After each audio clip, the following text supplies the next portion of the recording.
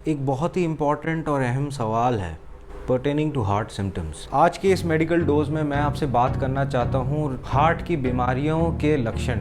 What are the signs which is indicative that you might have a cardiac problem. इस video को अंत तक देखें और अगर आपको ये वीडियो पसंद आए तो सब्सक्राइब और शेयर ज़रूर करें, बेल आइकन दबाना ना भूलें। तो आज के मेडिकल डोज को हम शुरू करते हैं। इसमें मैं बात करना चाहूँगा काफ़ी बेसिक साइंस। अगर आपको ऐसा कुछ महसूस हो, अगर आपको ऐसा कुछ डाउट हो, हॉस्पिटल ज़रूर जाएं, अपने डॉक्टर से मिलें, क्योंकि एहतियात बरतने में कोई नुकसान नहीं है आपको। अगर आप एहतियात बरतेंगे, आप अपने चेकअप्स ठीक से करेंगे, रेगुलर फॉलोअप में रहेंगे, तो आपको किसी तरह की परेशानी होगी नहीं। The medical system today has become very advanced. We can diagnose lot of things at very early stage. और अगर आप शुरुआती दौर में ही अपना इलाज करा लें तो इससे आपको बेनिफिट होगा।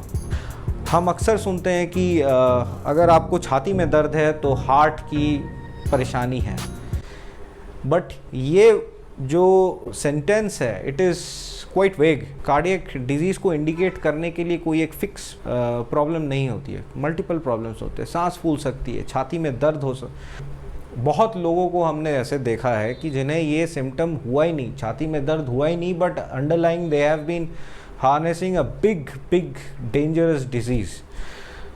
तो इसीलिए इस पर बात करना बहुत इम्पॉर्टेंट है और आपको भी जानना बहुत ही ज़रूरी है ये चीज़। इट इज़ नॉट कि छाती में दर्द हो रहा है या लेफ़्ट बाजू में ही पेन है तो तभी हार्ट के कुछ ऐसे साइंस हैं, जैसे कि स्वेटिंग दिक्कत है, सांस फूल सकती है आपको, घबराहट, डिजीनेस, चक्कर आना, नौजिया फील करना, खाना खाने का मन नहीं कर रहा है, नौजिया हो रहा है, back pain, shoulder pain, neck pain, है ना। आपको दर्द हो रहा है लेकिन ये दिल का दर्द नहीं है, ये कहीं पीठ में दर्द है, शोल्डर पेन है, जबड़ों में दर्द है, जॉ पेन, और नेक में पेन हो रहा है ना, पेट में दर्द है, ये आपको कंफ्यूज करती है। But these are very early signs for you to get evaluated for a cardiac illness.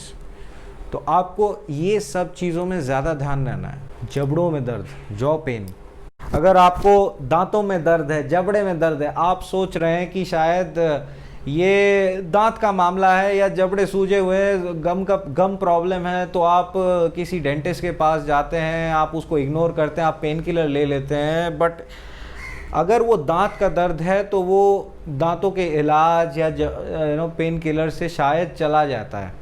लेकिन अगर वो बार बार वही चीज़ रिपीटेडली हो रहा है और आपको रिलीफ नहीं हो रहा है, जो कि आप नॉर्मली करते हैं किसी दांत के प्रॉब्लम के बाद, तो वो भी एक हार्ट डिजीज़ का साइन हो सकता है। So you have to be very careful.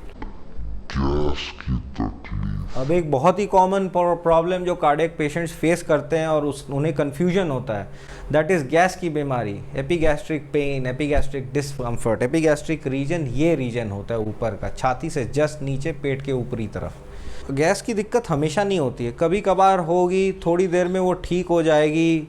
शायद वो खाना खाने के पहले होता है खाली पेट, या तो खाना खाने के बाद होता है। आपने एक दवाई ली, उससे थोड़ा रिलीफ हो गया, गैस की दवाई ली जिसे हम PPIs कहते हैं, प्रोटॉन पंप इनहिबिटर्स। अगर आपको ऐसी ही गैस की दिक्कत है, आप दवा खा रहे हो, उससे आपको रिलीफ नहीं हो रहा है, ये चीज़ कभी भी हो रहा है, रात को सोते समय भी हो रहा है, कभी काम करते वक्त भी ऐसे गैस की परेशानी है, तो वो गैस की परेशानी नहीं है। That is an indication, an early sign of a heart disease. And problem is these signs, they mask an underlying cardiac disease. अगर आप देखें, अगर आप गिर जाते हैं, कुछ हो जाता है, हड्डी टूट जाती है, फ्रैक्चर हो जाता है हाथ का, पैर का, तो वो आपको दिखता है, आप उसे महसूस कर पाते हैं। बट हार्ट एक छुपा हुआ ऑर्गन है और इसकी सबसे बड़ी परेशानी ये है कि ये आपको डायरेक्टली कुछ नहीं बताएगा। ये सभी सिम्टम्स जिसके बारे में मैंने बात किया, ये सब इन्हें मास्क कर देते हैं। There is a very fine line between a cardiac disease causing jaw pain and epigastric pain and some other disease which is native of that particular region causing that symptom. So there is a thin line. 65% of the damage of an acute cardiac event happens in the first 2 hours, और अगर आप वो golden hours को miss कर जाते हैं, आपकी cardiac treatment की इफ़ेक्टिवनेस में भी आपको काफ़ी नुकसान होगा। जो रिजल्ट्स हम आपको दे सकते हैं आज के डेट में, वो शायद हम एक अक्यूट इवेंट, एक मैसिव हार्ट अटैक के बाद आपको ना मिल पाए, आपको फ़ायदा ना हो। सो catch in the beginning and avoid a big calamity. थकान होना, नोजिया होना, काफ़ी वेग सिम्टम्स आपको आ रहे हैं, और स्पेशली ये एक्सरसाइज के साथ आ रहा है, या तो आप सोते वक्त ही उसी समय हो रहा है, तो ये सब डेंजर साइंस है। इसको आप अवॉइड ना करें। आपको जब भी डाउट हो, आप ये अपने फिजिशियन के पास जाने से डरिए ना। वो तो इन्वेस्टिगेट करके आपका भला चाहते हैं, वो आपको हेल्प करेंगे। और whether you need a cardiac evaluation, whether you need an ECG, whether you need an echocardiograph, they will decide for you. You will stay safe.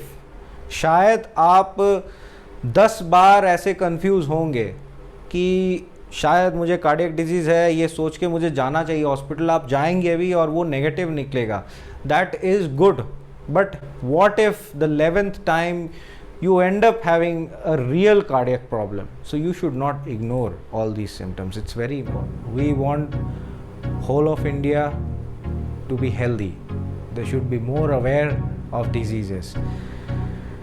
अगर आपकी उम्र, जब आप 30 years क्रॉस करते हैं, एक annual checkup won't harm you. और अगर आपके फैमिली में कोई लाइफस्टाइल डिजीज़ रन कर रही है, जैसे कि बीपी, शुगर, हार्ट की प्रॉब्लम, तो आपको एनुअली एक बार तो चेकअप कराना चाहिए, बिल्कुल।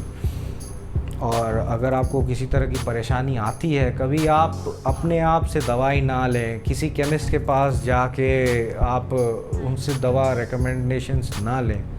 शायद इंटरिम आपको रिलीफ मिल जाए। लोग सॉर्बिट्रेट का एक गोली अपने जेब में रख लेते हैं और खा लेते हैं और कहते हैं कि we are just fine, we are doing better. But get evaluated because heart is a hidden organ. ये छुपा रहता है, ये अपने आप को कभी रिवील होने नहीं देता, लेकिन अंदर ही अंदर आपको परेशानी में डाल सकता है, और जिससे आपको ही नहीं, आपके फैमिली को भी बहुत बड़ा झटका मिल सकता है। Stay healthy, piece.